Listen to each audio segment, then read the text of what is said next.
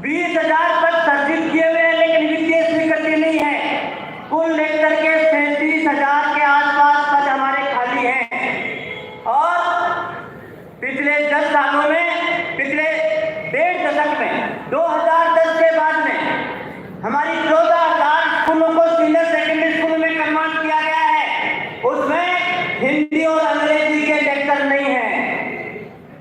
उन स्कूलों में 28,000 पद सर्जित ही नहीं किए गए हैं। और अफसोस तो तब होता है जब अनपढ़ लोगों की जमात निदेशालय में लगी रहती है। अभी आपने देखा होगा कि पदोन्नति के नाम पर व्याख्याता की 4 सत्र की डीपीसी बकाया थी। सभी सड़कों की 4 सत्र की बकाया डीपीसी पड़ी है, जबकि उन्होंने 100 दिन की कार्य योजना में उसका जिक्र किया था। हर महीने कहते हैं इस महीने में हम डीपीसी कर देंगे, लेकिन अफसोस के साथ में कहना पड़ रहा है कि अनपढ़ लोगों की जमात है, इससे समझ में नहीं आ रहा है हमें कैसे डीपीसी करनी है, क्या करना है। 1240 अंग्रेजी के इन्होंने व्याख्याता बनाए हैं और 2640 इन्होंने हिंदी के व्याख्याता बनाए हैं। और वो व्याख्याता वो सेकंड ग्रेड उन स्कूलों में थे जहां पर लेक्चर नहीं था। यदि वो 2600 लोग, 2640 और 1240 लोग यदि व्याख्याता बनकर दूसरी स्कूलों में कार्य ग्रहण कर देंगे तो उन स्कूलों में 1 से 12 तक के स्कूलों में न अंग्रेजी का N2 का टीचर है, न सेकंड ग्रेड का टीचर है, न व्याख्याता होगा।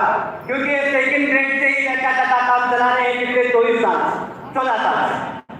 इसलिए एक ऐसी विचित्र स्थिति है और इसलिए उन्होंने रोक लगा दी है काउंसलिंग पर।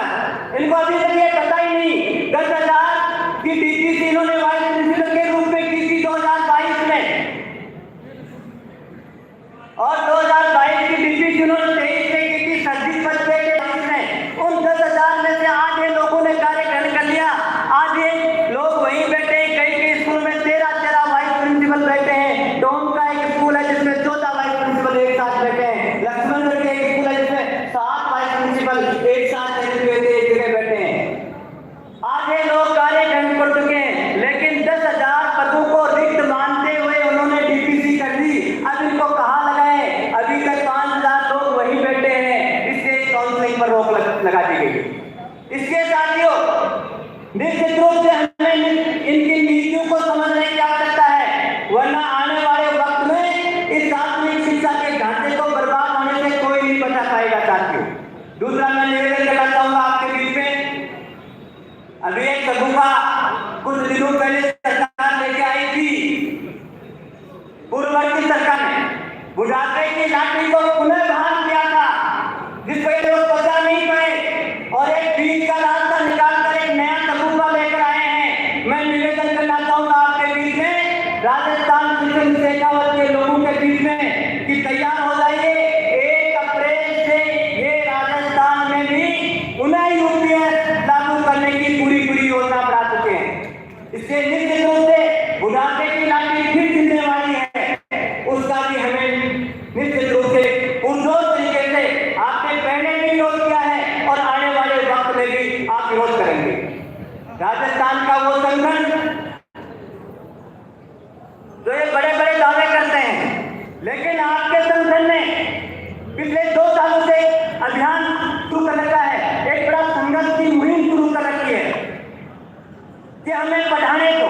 और ये बड़ी शर्म की बात है कि शिक्षक ये बात सरकार से मांग करे कि हमें पढ़ाने दो।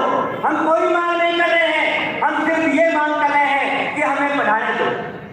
हमें अनेक प्रकार के गैर शैक्षणिक कार्यों में झोंक दिया गया है, हमारे क्लासरूम खाली पड़े हैं, हमारे बच्चे इंतजार कर रहे हैं और अभिभावक बड़ी उम्मीद भरी नजर से देख रहे हैं कौन बैठेगा हमारे स्कूलों में। और उसका रिजल्ट हमें देखने को मिल रहा है कि पिछले कुछ सालों में सरकारी स्कूलों में 13 करोड़ का नामांकन पूरे देश में हुआ है, जबकि 17 करोड़ का नामांकन निजी स्कूलों में बढ़ा है। और ये नहीं दोस्तों, 22-23 के यूडाइस के आंकड़े ये बता रहे हैं कि हमारे स्कूलों में